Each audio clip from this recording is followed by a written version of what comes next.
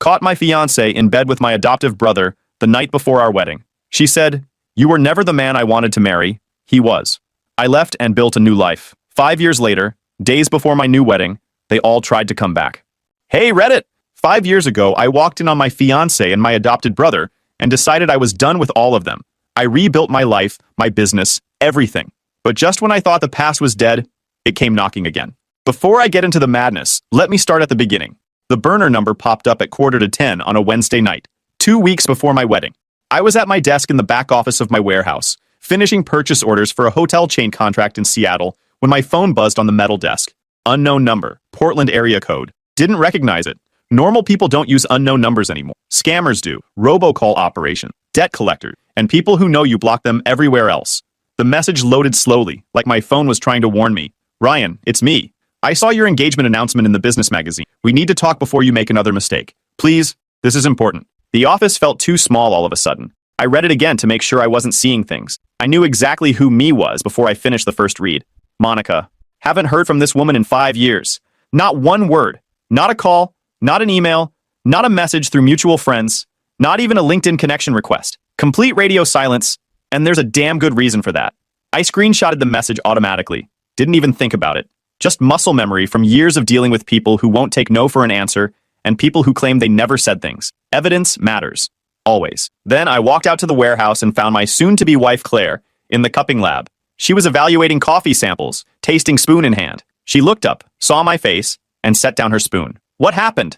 I handed her my phone. Claire read the message twice. Didn't react emotionally, just analytical. That's what I love about her. She's a civil litigation attorney. Everything's evidence and strategy with her. "Burner number," she said, which means she knows you blocked her, and she knows your engagement went public because of that Business Journal profile last week. I nodded. Pacific Northwest Business Magazine had run a profile on Northwest Coffee Systems, mentioned my engagement to Claire, included a photo of us at a charity event. Monica must have seen it and spiraled. "You want to respond?" Claire asked, handing the phone back to me. "No," I said. "Absolutely not. But she's not going to stop with one message. She won't stop there." "Probably not," Claire agreed. She pulled out her phone, started typing. "Screenshot everything. If she escalates, we'll need documentation for a restraining order." "You owe her nothing," Claire said. "Not an explanation, not closure, not a conversation. You control this, not her. Understood?" I kissed her forehead. "Understood." We went back to work. I wrapped up purchase orders and drove home, but I kept checking my phone. That message sat heavy in my chest. Sure enough, 2 hours later, another message. "I know you saw this. I know you read it. I deserve a chance to explain what really happened. 5 years is a long time. People change. I've changed. Please give me a chance to make this right before you make another commitment." I sent it to Claire. She replied, "She's building toward a bigger ask. Keep ignoring her. Let her show her full hand." That night, I barely slept. Not because I was conflicted. Monica and I were finished the moment I walked in on her with my adopted brother Tyler in our bed, the night before our wedding 5 years ago. I couldn't sleep because I was replaying that night on repeat, the one that forced me to start over from scratch. 5 years ago, Monica and I were supposed to get married on a Saturday in June. The venue was a restored barn outside Seattle. Deposit paid, $8,200. My charcoal suit hung in the hotel closet. Her dress was at her parents' house. Both families flying in. 140 guests total. We'd been together 4 years. High school sweethearts who made it through college, made it through getting real jobs, made it through all the usual relationship killers. I thought I knew her. I was staying at the Marriott downtown with 5 groomsmen the night before the wedding. Standard bachelor party, dinner at a steakhouse, drinks at a bar, poker back at the hotel. I was in bed by 11 because I wanted to be sharp for the ceremony. I was almost asleep when I remembered. The backup wedding band was still at our apartment. The jeweler had given us a spare. I'd left it in my nightstand drawer. No big deal. Just drive over, grab it, come back. I got dressed, left a note for my best man, and drove to our apartment. Let myself in with my key just before 1 in the morning. Lights were on. Living room and bedroom both. Figured Monica was up late with her bridesmaids doing last-minute prep. I walked through the living room. 2 wine glasses on the coffee table. Only 2. That was weird. Then I heard voices from the bedroom. Her voice. And a man's voice. But then I heard her laugh. Not her normal laugh. That breathy laugh I thought was just for me. I walked down the hallway. The bedroom door was cracked open. I pushed it wider. Monica was in our bed with Tyler, my adopted brother. Both of them naked. They weren't scrambling to cover up. When they saw me, they looked like they'd been expecting this. Tyler didn't even look embarrassed. He sat up slowly, arrogant as always. Monica pulled the sheet up and started crying, saying my name over and over. I just stood there processing. There were wine glasses on both nightstands. The bottle was on my dresser. They'd been drinking wine in my bed the night before my wedding. Something snapped. I crossed the room, grabbed Tyler by the arm, and yanked him out of the bed. He stumbled. I shoved him hard toward the wall. He hit the dresser. The corner caught his ribs, and he made this winded gasping sound. "Ryan, wait," he started. I hit him. One clean punch to the jaw. Straight shot. His head snapped sideways. He dropped, not unconscious, just down, holding his face. Monica screamed. Someone in the next apartment started pounding on the wall. I stepped back, breathing hard. Tyler was on the floor, blood starting to drip from his split lip. Monica was sobbing. "Ryan, please, let me explain." "Explain what?" My voice came out flat. "You've been sleeping with my brother, in our bed, the night before our wedding. What's there to explain?" "It's not like that." "It's exactly like that," I said. "How long?" She didn't answer. "How long, Monica?" 3 months, Tyler said from the... "It's been 3 months. 3 months.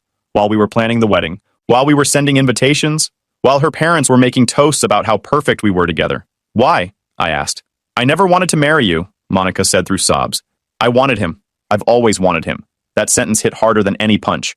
The wedding was tomorrow. 140 people. Both our families. And she was telling me I was never supposed to be the groom. I turned to Tyler. He was standing now, still holding his jaw.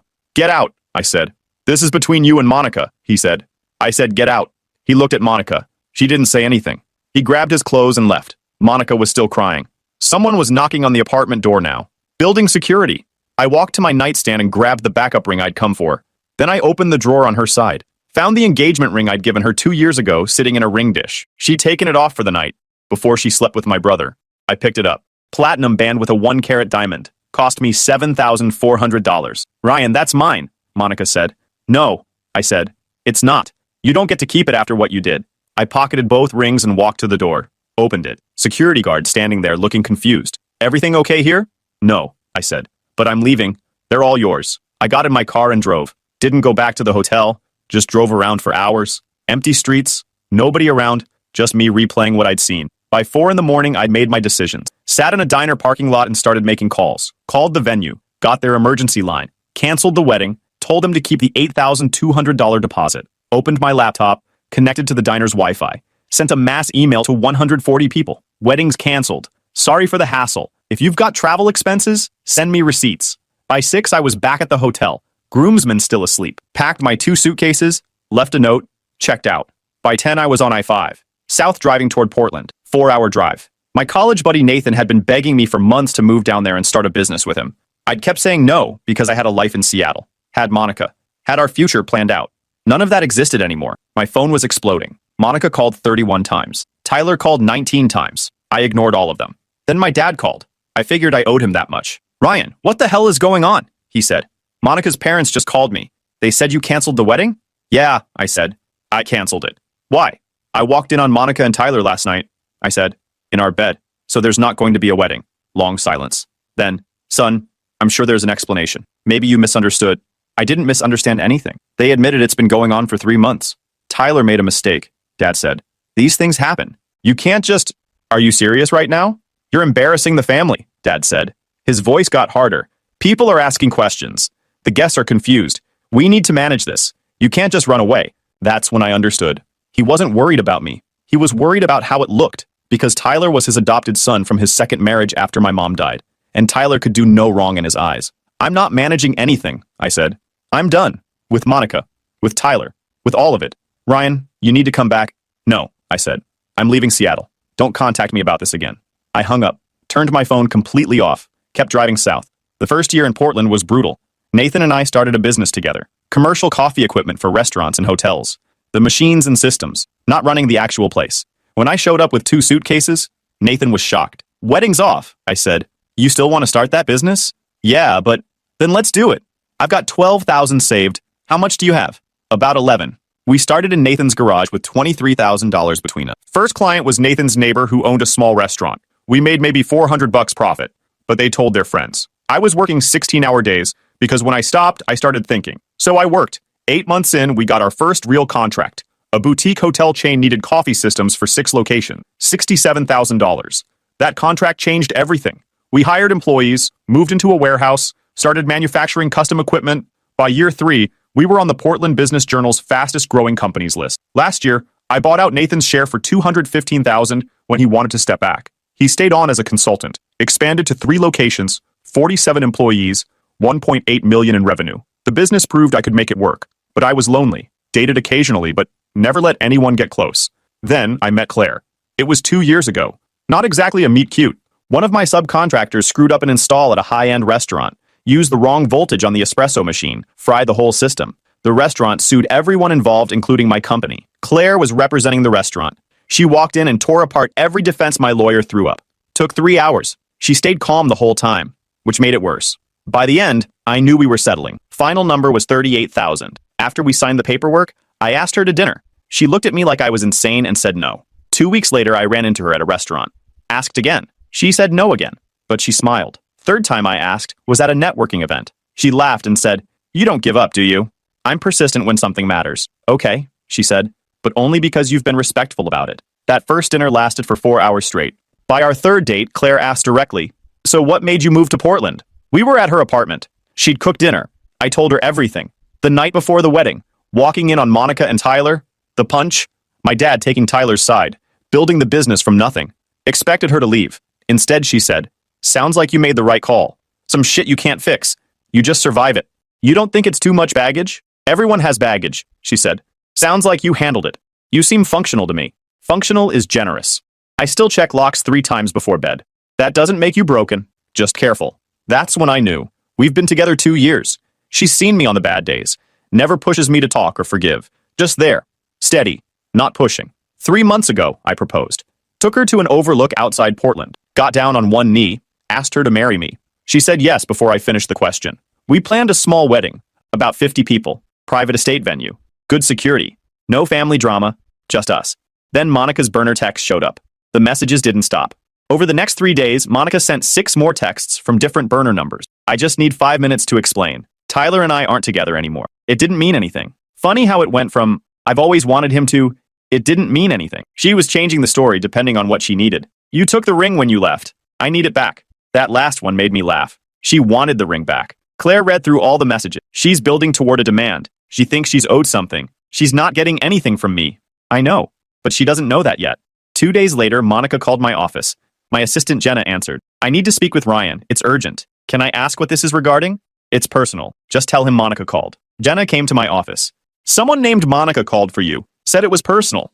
If she calls again, don't put her through. Just take a message and throw it away." The next day, Monica showed up at my office. I was in a meeting when Jenna knocked. "There's a woman in the lobby. Her name's Monica. She says she needs to see you." I walked out to the lobby. Monica was sitting there nervous as hell but trying to look tough. "Ryan, thank you for seeing me." "I'm not seeing you," I said. "I'm asking you to leave. Just let me explain." "No, you need to leave my office, now." "Ryan, please. I flew up here to talk to you. I didn't ask you to do that. I need closure. And I need the ring back. That ring was mine. You had no right to take it." There it was. The real reason. "The ring wasn't yours," I said. "You destroyed that when you slept with Tyler." "I paid for half the wedding," Monica said, voice getting louder. "That ring should be mine. The ring stays with me. Now leave before I call security." "You're making a mistake," Monica said, tears forming. "Claire doesn't know you like I do. You're rushing into this. You haven't dealt with what happened. You're still messed up from it. I need you to leave." Monica stared at me, then looked at Jenna. "You should know your boss stole from me. He took my engagement ring. I'm considering legal action. You should leave now," Jenna said calmly, "or I'm calling security." Monica grabbed her purse and left. That evening, I told Claire, "She came to your office demanding the ring?" "Yeah, and threatened legal action." 2 days later, Monica showed up at my house. Demanded the ring again. Threatened a police report. I refused. "The ring was a conditional gift. We didn't get married. It's mine. Now get off my property." "You've changed. When your perfect wedding falls apart, you're going to wish you'd been kinder." I closed the door. Called Claire. She was at the house. "I'm drafting a cease and desist tonight." She came home and spent 2 hours on it.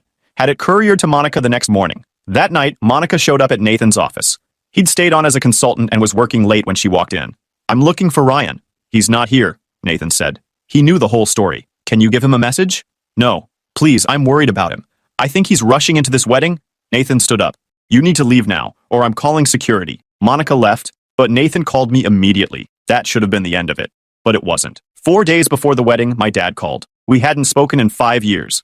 Not since he'd taken Tyler's side. So when his name appeared on my caller ID, I almost didn't answer. But Claire was next to me. "Ryan," he said when I picked up. His voice sounded tired. "Tyler told me you're getting married this weekend." I didn't answer. Just waited. "I think we should talk. Face to face. Man to man. Clear the air. There's nothing to clear. Son, I know things ended badly, but you're still my son. Let's talk. Just coffee. Tomorrow afternoon. That place on Morrison you used to like. He sounded like he'd practiced this. Why now? I asked. Because family matters. And because I've been thinking about what happened. I want to make things right. Claire mouthed, trap. Fine, I said. Tomorrow at 2. But if this is an ambush, I'm walking out. It's just coffee, I promise. I hung up. You know he's lying, right? Claire said. Yeah, but I want to see what he's actually after. The next afternoon, I drove to the coffee shop on Morrison Street. Walked in at 2 exactly, saw my dad at a corner table, and sitting next to him was Tyler. Should have seen that coming. I almost left, but something in me wanted to hear this. I walked over and sat down. Didn't order anything. Ryan, Dad said, thanks for coming. You said it was just you. Tyler wanted to be here. We both want to talk. Tyler looked different. Thinner, older. His suit looked cheap. So talk, I said. Dad cleared his throat. Look, there's been tension in the family, but we're still family. That has to count for something. I've been thinking about what happened 5 years ago. I didn't handle it well. It was a difficult situation for everyone. Difficult situation, I repeated. That's what you're calling it. I'm calling it a mistake, Dad said. One that Tyler regrets. One we need to move past. There is no family. Not anymore. Tyler spoke. Ryan, I know what I did was wrong. I've lived with that guilt for 5 years, but I've grown. I've changed. And I think we can move forward if you're willing. Move forward how? Tyler glanced at Dad. I'm working on a restaurant tech startup, Tyler said. It's got real potential, but I need capital and connections in the hospitality industry. Dad mentioned you're doing well. I was hoping we could partner. You invest, I execute, we split the profits. And it would give us a chance to rebuild our relationship. There it was. How much? I asked. $80,000 to start, Tyler said. With a path to VP of operations in your company, for credibility while I'm building the startup. I looked at my dad. And you're backing this pitch? I think it's a good opportunity, Dad said. Tyler has the vision, you have the capital. It makes sense, and it would bring the family together. Family, I said. Right. I stood up. Ryan, wait, Dad started. No, I'm not doing this. You don't get to blow up my life, take his side, cut me off, and then show up 5 years later asking for money. It's not charity, Tyler said, voice getting sharper. It's a business opportunity. I don't want your equity. I don't want your partnership. I don't want anything from either of you. You're being unreasonable, Dad said, standing too. We're trying to make peace here. No, you're not. You're trying to collect. You saw I'm successful, and you want a piece of it. The coffee shop had gone quiet. Tyler stood. His face was red. You think you're better than us now? You think because you have money you can cut us out? Dad chose me 5 years ago. He always does. You were always the backup. There it was. I didn't cut you out, I said. You burned the bridge, both of you. I'm just refusing to build a new one. I turned to leave. That's when Claire walked in. She'd been waiting in the car. She walked straight up to our table. We done here? She asked. Yeah, we're done. Claire looked at my dad. You didn't come here as family. You came to collect. He doesn't owe you access. He doesn't owe you money. He doesn't owe you anything. Don't contact him again. Then she looked at Tyler. And you. If you show up at our wedding, you'll be arrested for trespassing. We've already filed the paperwork. Security has your photo. Test us if you want. We walked out together. In the car, Claire said, Feel better? Yeah. Now I know exactly what they wanted. Makes what happens next easier. What happens next? They're going to show up anyway. They just proved they think they're entitled to access. Good, Claire said. Then we'll be ready. 2 days before the wedding, I got a follow-up email from Tyler. You're making a mistake. We're family. You'll regret cutting us out. I forwarded it to Claire without responding. She replied, adding it to the file. The wedding was at a private estate outside the city. Small venue, controlled access, strict guest list. The owner was a former client who'd become a friend. He knew the situation and had offered to help with security. We gave security a list of names who were explicitly banned. Monica, Tyler, my dad. We included photos. Told them if any of these people showed up, deny entry immediately and call police if they refused to leave. Our attorney had also drawn up trespass notices in advance. This feels excessive, I said the night before the wedding. It's not, Claire said. These people think they're entitled to access. They're going to test us. We're ready. She was right. The wedding was scheduled for 3 in the afternoon on Saturday. I was inside the estate with my groomsmen getting ready, adjusting ties, putting on boutonnieres, when my phone buzzed at 10 after 2. Text from Robert, the security coordinator and estate owner. Your father just arrived at the main gate. He's demanding entry, currently being denied. I called Claire immediately. My dad's here, I said. At the gate. Stay inside, she said, voice firm. Don't go out there. Don't engage. Let security handle it exactly as we planned. No, I said. Silence. What do you mean, no? She asked. I mean, I'm not letting them turn my wedding into a theater show where I hide backstage, I said. I'm coming down. I'm not touching anyone. I'm not arguing. I'm ending it. Claire exhaled once, controlled, annoyed, but not surprised. Fine, she said. Then you follow rules. You stay behind security. One statement. No back and forth. You do not let them bait you. I won't, I said. I'll bury them with a sentence and walk away. I hung up and looked at Eric. We're going to the gate, I said. Eric grinned like he'd been waiting for permission. Yeah, let's do it. Robert met us inside the front corridor, with 2 guards already moving into position. He took one look at my face. You sure? He asked. I've never been more sure, I said. Let's go. We walked down toward the entrance like we owned the ground under our feet. Because we did. Security spread out in front of us. Clean formation, calm posture. No chaos, no panic, just control. My dad was already at the gate in an expensive suit, performing entitlement like it was a job title. This is ridiculous, he was saying. I'm his father. Open the gate. You're on the do not admit list, sir, Marcus said evenly. Then Tyler's car rolled in behind him, half blocking the lane like he thought traffic laws were optional when his ego showed up. Tyler got out yelling before his door even closed. I'm the groom's brother. Open the gate. You're also on the do not admit list, the second guard said. Tyler laughed, loud and stupid. That's pathetic. Ryan owes me. I helped raise him. This is family business. That's when I stepped into view behind the security line. Not rushing, not dramatic, just present. Tyler saw me and smiled like he'd won something. My dad turned fast, switching faces instantly, trying to look like a proud father instead of a man trying to force entry. Ryan, he said, warm voice, public-facing voice. Son, come on, don't do this. It's your wedding day. I looked at him like he was a stranger trying to use an old nickname. You're not here as my father, I said. Calm, loud enough to carry. You're here to be seen as my father? Big difference. His smile tightened. Ryan, he said again, like repetition makes it true. Let's not do this in front of who? I cut in. The guards you're trying to bully? The cops you're about to meet? Or the family you only remember exists when there's an audience? Tyler grabbed the gate bars. Bro, stop acting. Don't call me that, I said, still calm. You lost the right to that word in my bedroom. Tyler's face twitched. My dad took another step toward the gate. We can talk for 5 minutes. Just 5 minutes, that's all.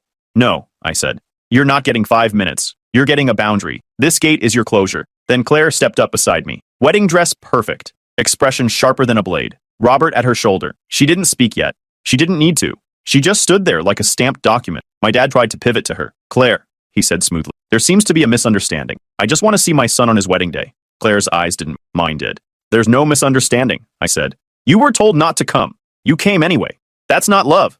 That's entitlement. Tyler scoffed. You really going to let her run your life like this? I stared at him for one beat. Then I said, my life doesn't have room for a man who sleeps with brides and then asks for a paycheck. That landed. Tyler's jaw flexed. My dad's face went hard. You think you're better than us now? Tyler snapped. I don't think it, I said. I built proof. Tyler pointed at the gate like it was personal. Open it. We're family. You want family? I said. Try not betraying it. Start there. Then Monica's car pulled up. She parked on the grass because Tyler had blocked the drive. Of course he did.